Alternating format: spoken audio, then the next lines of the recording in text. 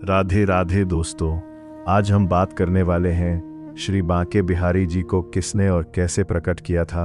Video को last तक जरूर देखें। वृंदावन यह केवल एक स्थान नहीं बल्कि स्वयं श्री कृष्ण की दिव्य लीलाओं की भूमि है। यही गलियों में आज भी राधा कृष्ण की प्रेम लीलाओं की अनुभूति होती है। लेकिन क्या आप जानते हैं वृंदावन में विराजमान श्री बांके बिहारी जी स्वयं कैसे प्रकट हुए थे?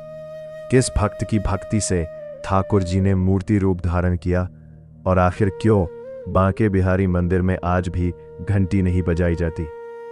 आज की इस वीडियो में हम जानेंगे श्री बांके बिहारी जी के प्राकट्य की पूरी सत्य और प्राचीन कथा। तो वीडियो को अंत तक अवश्य देखिए। कौन थे स्वामी हरिदास जी? श्री बांके बिहारी जी का प्राकट्य महान संत और संगीताचार्य स्वामी हरिदास जी की भक्ति से हुआ था। स्वामी हरिदास जी निम्बार्क संप्रदाय के महान संत माने जाते हैं। ऐसा माना जाता है कि वे श्री राधा जी की सखी ललिता सखी के अवतार थे। उनका जन्म लगभग 15वीं शताब्दी में हुआ माना। वे बचपन से ही भगवान श्री कृष्ण की भक्ति में लीन रहते थे। बाद में वे वृंदावन आ गए और निधिवन में साधना करने लगे। उस समय वृंदावन घने जंगलों से भरा हुआ था, लेकिन स्वामी हरिदास जी को वहीं श्री राधा कृष्ण की दिव्य उपस्थिति का अनुभव होता था। वे प्रतिदिन मधुर पद और भजन गाते थे। उनकी भक्ति इतनी गहरी थी कि कहा जाता है स्वयं राधा और कृष्ण उनके भजन सुनने आते थे। वृंदावन का निधिवन आज भी अत्यंत रहस्यमयी माना जाता है। मान्यता है कि आज भी रात्रि में श्री राधा कृष्ण यहाँ रास लीला करते हैं। स्वामी हरिदास जी इसी निधिवन में भजन गाया करते थे। उनके शिष्य भी उनकी दिव्य भक्ति देखकर चकित रहते थे। एक दिन उनके शिष्यों ने कहा, गुरुदेव, आप कहते हैं कि आपको श्री राधा कृष्ण के दर्शन होते हैं, तो कृपा करके हमें भी दर्शन कराइए। पहले तो स्वामी जी ने मना किया, लेकिन शिष्यों के बार बार आग्रह करने पर उन्होंने भगवान से प्रार्थना की और एक दिन स्वामी हरिदास जी निधिवन में भजन गा रहे थे। तभी अचानक एक अद्भुत प्रकाश प्रकट हुआ। उस प्रकाश के मध्य श्री राधा और श्री कृष्ण दिव्य स्वरूप में प्रकट हुए। उनकी अलौकिक छवि देखकर सभी भक्त भाव विभोर हो गए और स्वामी हरिदास जी ने प्रार्थना की कि हे प्रभु, आपका यह दिव्य स्वरूप सभी भक्तों के लिए सदा विराजमान रहे। तब श्री राधा और श्री कृष्ण एक होकर उसी समय दिव्य स्वरूप में श्री बांके बिहारी जी के रूप में प्रकट हुए। यही कारण है कि बांके बिहारी जी के स्वरूप में राधा और कृष्ण दोनों का रूप माधुर्य दिखाई देता है। यह प्राकट्य लगभग संवत 16वीं शताब्दी के आसपास माना जाता है। प्राचीन मान्यताओं के अनुसार यह घटना निधिवन में हुई थी। बांके बिहारी क्यों नाम पड़ा? बांके का अर्थ होता है 3 स्थानों से टेढ़े और बिहारी का अर्थ विहार करने वाले। इसलिए भगवान श्री कृष्ण की त्रिभंगी मुद्रा के कारण उन्हें बांके बिहारी कहा जाता है।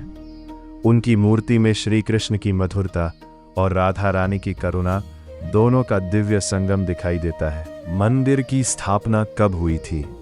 शुरुआत में श्री बांके बिहारी जी की सेवा निधिवन में ही की जाती थी। बाद में भक्तों की संख्या बढ़ने लगी।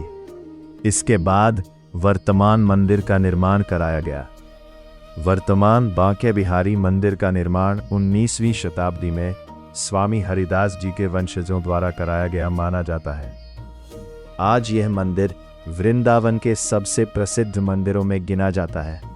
देश विदेश से लाखों भक्त यहाँ दर्शन करने आते हैं। यहाँ घंटी क्यों नहीं बजती? कहा जाता है कि बांके बिहारी जी को तेज आवाज पसंद नहीं है, इसलिए मंदिर में घंटी और शंख नहीं बजाए जाते। यहाँ केवल मधुर भजन और कीर्तन होते हैं। पर्दा बार बार क्यों बंद किया जाता है? मंदिर में कुछ सेकंड बाद बार बार पर्दा लगाया जाता है। इसके पीछे मान्यता है कि बांके बिहारी जी अपने भक्तों के प्रेम में इतने बंध जाते हैं कि वे भक्तों के साथ चले भी जाते हैं, इसलिए लगातार दर्शन नहीं कराए जाते हैं। यहाँ प्रतिदिन मंगला आरती नहीं होती, क्योंकि मान्यता है कि रात्रि में ठाकुर जय और प्रातः विश्राम करते हैं। केवल जन्माष्टमी जैसे विशेष अवसरों पर ही मंगला आरती होती है। क्या आप जानते हैं, मुगल सम्राट अकबर के दरबारी गायक तानसेन स्वामी हरिदास जी के शिष्य थे। तानसेन ने ही अकबर को स्वामी हरिदास जी की महिमा बताई थी। कहा जाता है कि अकबर स्वयं भेष बदलकर स्वामी हरिदास जी का भजन सुनने वृंदावन आया था। ये घटना दर्शाती है कि स्वामी हरिदास जी केवल संत ही नहीं, बल्कि महान संगीताचार्य भी थे। आज बांके बिहारी मंदिर पूरी दुनिया में प्रसिद्ध है। विशेष रूप से झूलन उत्सव, जन्माष्टमी, होली और शरद पूर्णिमा पर यहाँ अद्भुत उत्सव मनाए जाते हैं। भक्त मानते हैं कि सच्चे मन से जो भी यहाँ आता है, बिहारी जी उसकी मनोकामना अवश्य पूर्ण करते हैं। तो दोस्तों, यही थी श्री बांके बिहारी जी के प्राकट्य की दिव्य और प्राचीन कथा। स्वामी हरिदास जी की भक्ति ने स्वयं राधा कृष्ण को प्रकट होने पर मजबूर कर दिया। यही है सच्ची भक्ति की शक्ति। अगर आपको ये वीडियो पसंद आई हो तो वीडियो को लाइक करें, चैनल को सब्सक्राइब करें।